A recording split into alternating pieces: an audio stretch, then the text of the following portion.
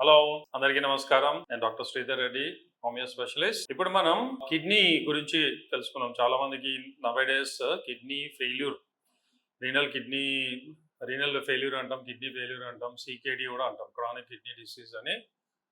ఇంతకుముందు చాలా రేర్గా, ఎప్పుడో మా చిన్నప్పుడైతే ఎవరికో కిడ్నీ ప్రాబ్లం వచ్చింది అంటే కిడ్నీ స్టోన్స్ అనేది కామన్, బట్ కిడ్నీ ఫంక్షనింగ్ దెబ్బతిండడం అనేది చాలా రేర్. బట్ నవేడేస్ అది కూడా చాలా ఫ్రీక్వెంట్గా వింటున్నాం, అండ్ మేము చాలా కేసెస్ కూడా మా దగ్గరకు వస్తున్నాయి. సో ఇది ఎందుకు అవుతుంది, దానికి రీజన్స్ ఏంటి, ఫస్ట్ ఆఫ్ ఆల్, తర్వాత అది ఉంటే దాన్ని ఏ విధంగా మనం మెయింటైన్ చేయాలి, ఎలా దాన్ని క్యూర్ చేసుకోవాలనేది ఇవాళ డిస్కస్ చేద్దాం. ఫస్ట్ థింగ్ ఏంటంటే, జనరల్గా అంటే అలోపతిలో కానీ కామన్గా కిడ్నీ ఫెయిల్యూర్ ఎందుకు అవుతుంది అంటే మెయిన్గా టూ రీజన్స్ చెప్తాము. ఒకటేమో డయాబెటీస్, షుగర్ చాలా హైలో కంట్రోల్ కాకుండా చాలామందికి 400 500 అలా వస్తుంటుంది. వాళ్ళు డైట్ కంట్రోల్ చేయకపోవడము కానీ, మెంటల్లీ వాళ్ళు ప్రెషర్ ఎక్కువ తీసుకోవడం కానీ, ఫిజికల్ యాక్టివిటీ లేకపోవడం కానీ, ఈ విధంగా షుగర్ అనేది కంట్రోల్ లేకుండా ఉంటుంది. వాళ్ళు ట్యాబ్లెట్లు వాడుతుంటే కూడా, ఇన్సులిన్ వాడుతుంటే కూడా హై రేంజ్లో ఉంటుంది. సెకండ్ మెయిన్ రీజన్ ఏంటంటే బీపీ, హైపర్ టెన్షన్ అంటాం కదా. సో బీపీ చాలామందికి ఏంటంటే, కొంతమందికి జనరల్గా వాళ్ళకి బీపీ ఉన్నట్టు కూడా తెలియకుండా, పట్టించుకోకుండా తలనొప్పి కానీ ఇంకేదైనా ఉంటే అలాగే వాళ్ళు ఏదో ట్యాబ్లెట్ వేసుకుంటూ మెయింటైన్ చేస్తారు. ఎప్పుడైతే వెరీ హై అవుతుందో అప్పుడు డాక్టర్ దగ్గరికి వెళ్తే అప్పటికే వాళ్ళకి 180 100 లేదంటే 190 110 ఈ విధంగా, కొంతమందికి 200/110 కూడా వస్తుంది. సో ఎప్పుడైతే బీపీ కూడా ఓవర్గా చాలా హై లెవెల్లో ఉండడం వలన ఈ కిడ్నీ మీద ఎఫెక్ట్ అయ్యి కిడ్నీ ఫెయిల్యూర్ అయ్యే ఛాన్సెస్ ఉంటాయి. సో బీపీ అనేది కూడా స్ట్రెస్ రిలేటెడ్ మెయిన్గా.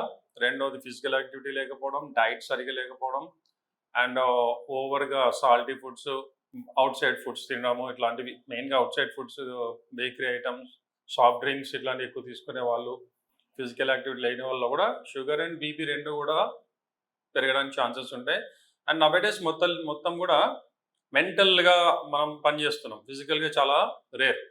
ఫిజికల్ యాక్టివిటీ అనేది కంప్లీట్గా డౌన్ అయిపోయింది, మెంటల్లీ ప్రెషర్ ఎక్కువైంది, కూర్చొని చేసే పనులు ఎక్కువైపోయినాయి, స్ట్రెస్ ఎక్కువైంది, టెన్షన్ ఎక్కువైంది, కాంపిటీషన్ ఎక్కువైంది. సో దీనివల్ల లైఫ్ స్టైలే మారిపోవడం వల్ల ఈ కిడ్నీ ఫంక్షనింగ్ కూడా స్లో అవడం.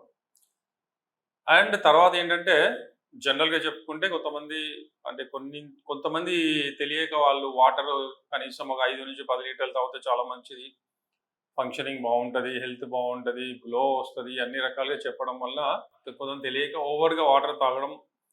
దానివల్ల కూడా ఏంటంటే కిడ్నీ ఫంక్షనింగ్ అనేది స్లోగా దెబ్బతింటాం. ఎందుకంటే ఎంత వాటర్ తాగితే అదంతా ఫిల్టర్ అవ్వడానికి కిడ్నీకి వెళ్తుంది ఆ వాటర్ కానీ కిడ్నీ ఫంక్షనింగ్ అంటే బాడీ లోపల ఉన్న మలినాలు, బ్యాడ్ ఏవైతే ఉంటాయో మన టాక్సిక్ మెటీరియల్ కానీ ఏమైనా కానీ బ్లడ్లో నుంచి దాన్ని ఫిల్టర్ చేయడానికి కిడ్నీస్ చేస్తాయి. దాని మలినాలను తీసేసి యూరిన్ ద్వారా మనకు ఎక్స్క్రీషన్ బయటికి వచ్చేస్తుంది. సో టాక్సిక్ మెటీరియల్ కానీ, మలినాలు కానీ, అన్వాంటెడ్ థింగ్స్ కానీ బాడీలోంచి వెళ్ళేది మనకు ఒకటి మోషన్ ద్వారా, రెండోది యూరిన్ ద్వారా. సో దాంట్లో మనకు main important things liver and kidney. So ఇక్కడ మనం కిడ్నీ గురించి మాట్లాడుతున్నాం కాబట్టి, సో కిడ్నీ ఫంక్షనింగ్ మనకు దెబ్బతినడం వల్ల చాలామందికి ఏంటంటే అడ్వాన్స్ స్టేజ్ వచ్చేందుకు తెలియదు. ఎందుకంటే ఇనీషియల్గా దాంట్లో పెద్ద సిమ్టమ్స్ కనబడవు. ఏదో లైట్గా టైర్డ్నెస్ కావడము, లేదంటే కొద్దిగా యూరిన్ అనేది ఫ్రీక్వెంట్గా రాకపోవడం, ఎక్కువగా వెళ్ళకపోవడము, ఒక్కోసారి లైట్గా ఫ్రోతీగా రావడం, ఇట్లాంటివి అవుతుంటాయి. సో చాలామంది నెగ్లెక్ట్ చేస్తారు, ఏదో మామూలుగా వాటర్ తక్కువ తాగుతున్నాము, ప్లస్ టెంపరేచర్ కూడా చాలా హైగా ఉంది అందుకనే యూరిన్ రావట్లేదు అనుకొని నెగ్లెక్ట్ చేస్తారు. ఎప్పుడైతే అడ్వాన్స్ స్టేజ్కి వస్తుందో, ఎప్పుడైతే ఈ సీరం క్రియేటిన్ అనేది 2 దాటితే, జనరల్గా 1.4 లోపల ఉంటే నార్మల్ కండిషన్, ఎప్పుడైతే 2 2.5 అలా దాటిన తర్వాత చాలామంది 3 4 5 అలా వచ్చేంత వరకు కూడా పట్టించుకోరు, మీకు తెలియదు.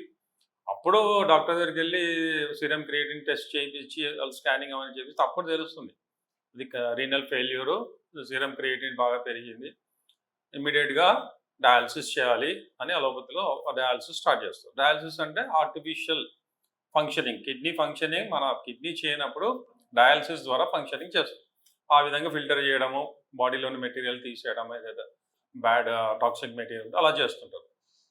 సో ఈ కిడ్నీ ఫంక్షనింగ్ అనేది మనకి ఎప్పుడైనా కొద్దిగా డౌట్ఫుల్గా ఉంది, కొద్దిగా మన యూరిన్ సరిగా రావట్లేదు, బాడీలో అక్కడక్కడ స్వెల్లింగ్ వస్తుంది, ఇచ్చింగ్ వస్తుంది బాడీ అంతా, ఇలాంటివి బాడీ పెయిన్స్ వస్తున్నాయి, వీక్గా అనిపిస్తుంది, నిద్ర సరిగా పట్టట్లేదు, ఇలాంటివి డౌట్ఫుల్ ఉన్నప్పుడే జనరల్గా రొటీన్ టెస్ట్ చేపియాలి, పర్టికులర్గా 40 దాటిన వాళ్ళలో. అండ్ మా ఎక్స్పీరియన్స్ ద్వారా మేము ఎన్నో number of kidney patients treat చేసాం. రీనల్ ఫెయిల్యూర్ ఈవెన్ 10-12 ఉన్న వాళ్ళకు కూడా మా మెడిసిన్ ద్వారా 2.5కి వితిన్ 1 or 2 months నార్మల్గా వచ్చింది. బట్ కంటిన్యూగా కోర్స్ వాడాలి. కిడ్నీ ఫంక్షనింగ్ కంప్లీట్ నార్మల్ అయ్యేంత వరకు కోర్స్ ఉంటుంది. కంటిన్యూ కోర్స్ వాడితే కిడ్నీ ఫెయిల్యూర్ కూడా అంటే మరీ అడ్వాన్స్ స్టేజ్, మరీ ఓల్డ్ ఏజ్లో మనం చేయలేము. బట్ యంగ్ ఏజ్లో అండ్ మిడిల్ ఏజ్లో అండ్ మరీ అడ్వాన్స్ స్టేజ్ కాకుండా 8 లోపల ఉంటే గ్యారంటీ క్యూర్ అవుతుంది. ఈవెన్ 10, 12, 13 ఉన్నా కూడా తగ్గుతుంది. బట్ 100% క్యూర్ అనేది చెప్పలేము. సో మా ఎక్స్పీరియన్స్ ద్వారా నేను చూసింది ఏంటంటే మెయిన్గా ఎమోషనల్ రీజన్, ఎమోషనల్ డిసప్పాయింట్మెంట్. పర్టికులర్గా మనిషి ఎప్పుడైతే ఒక మెంటల్ సిచ్యుయేషన్, ఒక లైఫ్ సిచ్యుయేషన్, ఇప్పుడు ఫిష్ని మనం వాటర్లోంచి బయటికి తీస్తే ఎలా అయితే కొట్టుకుంటుందో ఆ విధమైన పరిస్థితి మనిషికి ఏర్పడినప్పుడు, అంటే ఫియర్ ఆఫ్ డ్రౌనింగ్ అంటాం. అంటే మనం ఎక్కడైతే మునిగిపోతాం, అది వాటర్ అనే కాదు, సైకలాజికల్గా అది ఫైనాన్షియల్ ప్రాబ్లం కానివ్వండి, ఫ్యామిలీ ఇష్యూస్ కానివ్వండి. డ్రౌనింగ్ అంటే మనం ఊపిరి ఆడకుండా ఎప్పుడైతే మెంటల్లీ అనుకుంటామో ఫిష్ లాగా వాటర్ నుంచి బయటికి తీస్తే ఎలా కొట్టుకుంటుందో అలా సిచ్యుయేషన్ వచ్చినప్పుడు కిడ్నీ దెబ్బతింటుంది. సో కిడ్నీ ఫంక్షనింగ్ అనేది మెయిన్గా రీజన్ అనేది ఇది. అది ఫైనాన్షియల్ లాస్ కావచ్చు, బిజినెస్ అప్సెట్ కావచ్చు, ప్రాపర్టీ లాస్ కావచ్చు, వాట్ ఎవర్. ఈ టైప్ ఆఫ్ మెంటల్ ఫీలింగ్ పేషెంట్కి వచ్చినప్పుడే కిడ్నీ ఫంక్షనింగ్ దెబ్బతింటుంది. సో అందుకని మెంటల్లీ మనం ఎప్పుడైతే పాజిటివ్గా, కాన్ఫిడెంట్గా, హ్యాపీగా ఉంటామో అండ్ ఫిజికల్ యాక్టివిటీ రెగ్యులర్గా చేస్తూ ఉంటామో అప్పుడు ఇది కిడ్నీ అనేది ఫంక్షనింగ్ బాగుంటుంది. అండ్ ఆల్రెడీ కిడ్నీ కొద్దిగా ఫంక్షనింగ్ తగ్గింది, దెబ్బతిన్నది అన్నప్పుడు పర్టికులర్గా సాల్ట్ అనేది వెరీ డేంజరస్. పర్టికులర్గా పౌడర్ సాల్ట్ అనేది కంప్లీట్ బంద్ చేయాలి. అండ్ ఇంట్లో వంటల్లో వేస్తే కూడా రాక్ సాల్ట్ వాడాలి, ఆయిల్ తగ్గియాలి, వాటర్ కూడా లిమిటెడ్గా తీసుకోవాలి. వాటర్ మనకి డైలీ ఎంత అవసరమో 1 లీటర్ కానీ 1.5 లీటర్ కానీ అన్ని కలిపి, మజ్జిగ తాగినా, మీరు కొబ్బరి నీళ్ళు తాగినా, కొబ్బరి నీళ్ళు తాగకూడదు, బట్ వాటర్ కానీ, మజ్జిగ కానీ, జ్యూసెస్ కానీ, టీ, కాఫీ కానీ అన్ని కలిపి 1-1.5 లీటర్ దాటకుండా తాగాలి. అండ్ మేము ఇచ్చే కాన్స్టిట్యూషనల్ ట్రీట్మెంట్ వలన 100% కిడ్నీ ఫెయిల్యూర్ కూడా నార్మల్ అయ్యింది. ఎన్నో కేసెస్ మేము ట్రీట్ చేసాం. అండ్ ఇనిషియల్ స్టేజ్లో అయితే 100% క్యూర్ అవుతుంది. అడ్వాన్స్ స్టేజ్లో అది కూడా 10, 12, 13 కొంతమందికి హై లెవెల్లో క్రియేటిన్ ఉంటుంది, డయాబెటీస్ కానీ, బీపీ కానీ హై లెవెల్లో ఉంటుంది. చాలా కాలం నుంచి ఉండి ఏజ్ ఎక్కువ ఉన్న వాళ్ళలో ఏంటంటే కంట్రోల్ అవుతుంది, బట్ 100% క్యూర్ చెప్పలేం. But guarantee serum creatine control అవుతుంది, లైఫ్ స్టైల్ పెరుగుతుంది, వాపులు తగ్గుతాయి, కాన్ఫిడెన్స్ పెరుగుతుంది, వాళ్ళ లైఫ్ స్పాన్ కూడా పెరుగుతుంది గ్యారంటీగా. సో ఏదైనా ప్రాబ్లం ఉన్నా కిడ్నీ కొద్దిగా జాగ్రత్త చూసుకోండి. బయట food, coloured material, tinned foods ఇవన్నీ బంద్ చేయండి. ఇంట్లో చేసినవి హ్యాపీగా, హెల్తీగా, ఫ్రెష్ ఫుడ్ తీసుకోవడం మంచిది. చిన్న ప్రాబ్లం వచ్చినా ఇమీడియట్గా కన్సల్ట్ అవుతే తొందరగా తగ్గిపోతుంది, గ్యారంటీ క్యూర్ అవుతుంది. Thank you very much.